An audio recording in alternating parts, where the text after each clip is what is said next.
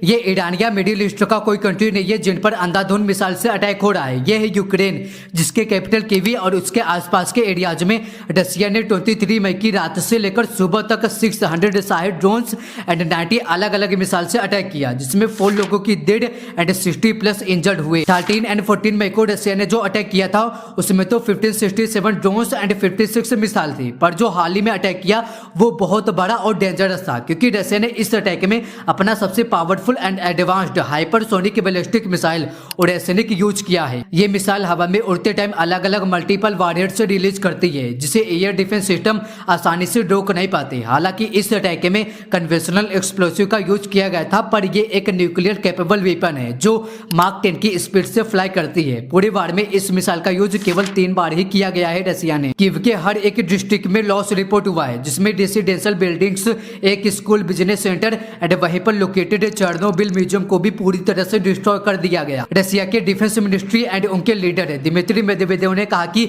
ये अटैक एक revenge attack था, क्योंकि यूक्रेन ने उनके कंट्रोल्ड एरिया लुहांस्क में एक कॉलेज हॉस्टल में अटैक किया था, जिसमें 21 लोगों की डेड हुई थी। वैसे अगर रिवेंज की बात है तो यूक्रेन ने भी रिवेंज ही लिया था। 13 एंड 14 मई को रशिया ने जो 1567 ड्रोन्स एंड 56 मिसाइल से अटैक किया था, उसमें यूक्रेन के 27 सिविलियंस की डेड हुई थी। फिर यूक्रेन ने 17 मई को 600+ ड्रोन से रशिया के अलग अलग एरियाज में अटैक किया। मॉस्को में 80+ ड्रोन्स लॉन्च किए, जिसमें 6 लोगों की डेड हुई थी। उसके बाद रशिया के सिजरान ऑयल रिफाइनरी पर अटैक किया। इस अटैक में रिफाइनरी का मेन डिस्टिलेशन CDU6 पूरी तरह से डैमेज हो गया, जिसके चलते इस बड़ी रिफाइनरी का अपना पूरा काम रोकना पड़ा। एंड अगर दोनों कंट्रीज एक दूसरे से ऐसे ही डैमेज लेते रहे तो वार 4 इयर्स तक नहीं बल्कि 40 इयर्स तक होता ही रहेगा, क्योंकि दोनों कंट्रीज का ईगो एंड एटीट्यूड इतना ज्यादा है कि कोई पीछे हटने का नाम ही नहीं ले रहा है। एंड इनके ईगो एंड एटीट्यूड के चक्कर में बेचारे सिविलियंस मारे जा रहे हैं।